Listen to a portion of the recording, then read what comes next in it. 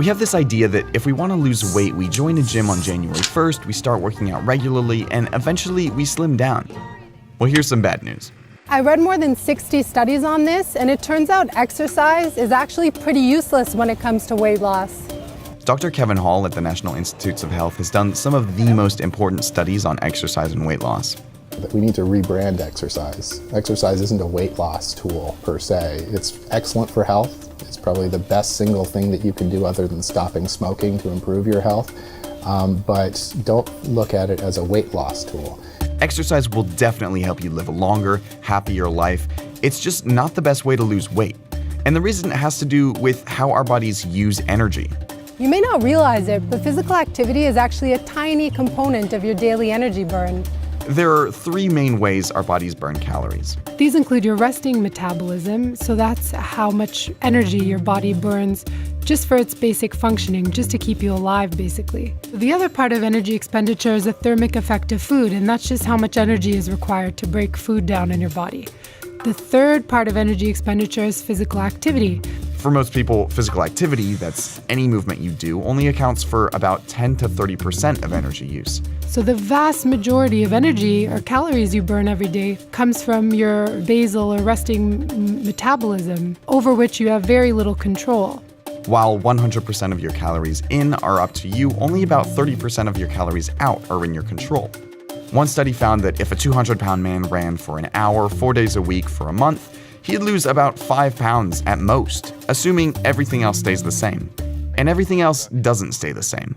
Researchers have found we make all kinds of behavioral and physiological adaptations when we start increasing the amount of exercise we're getting every day.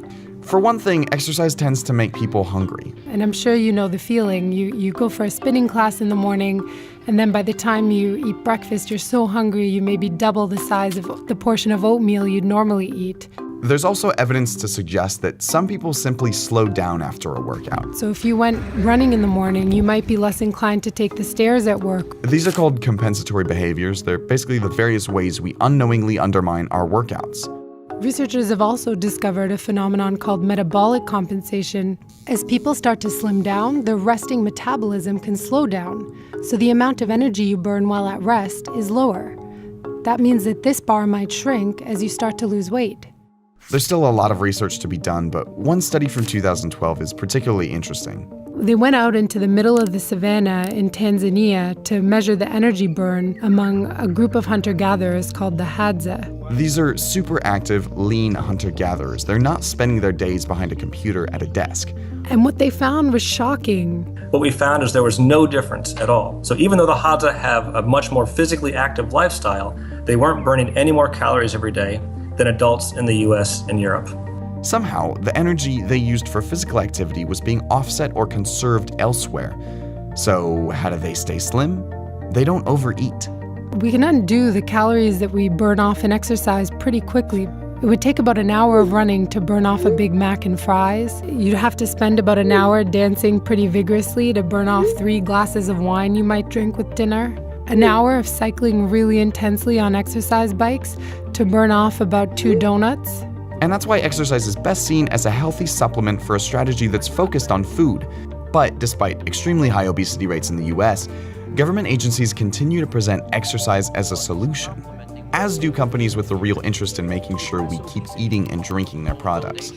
Since the 1920s, companies like Coca-Cola have been aligning themselves with the exercise message. The idea here is that you can drink all these extra bottles of soda as long as you work out. But as we're seeing, it doesn't work like that. Actually burning off those extra calories from a can of soda is really, really hard.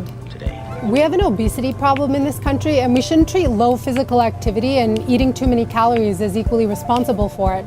Public health policymakers should really prioritize improving our food environment to help people make healthier choices about what they eat. It's not impossible to lose weight through exercise, it's just a lot harder. And we need to recognize how that works. If you do go to the gym, you burn all these calories. It takes you a long time to do so, and you put in a great amount of effort. You can erase all of that in 5 minutes of eating a slice of pizza. The relative magnitude is actually quite surprising, and most people don't fully appreciate that.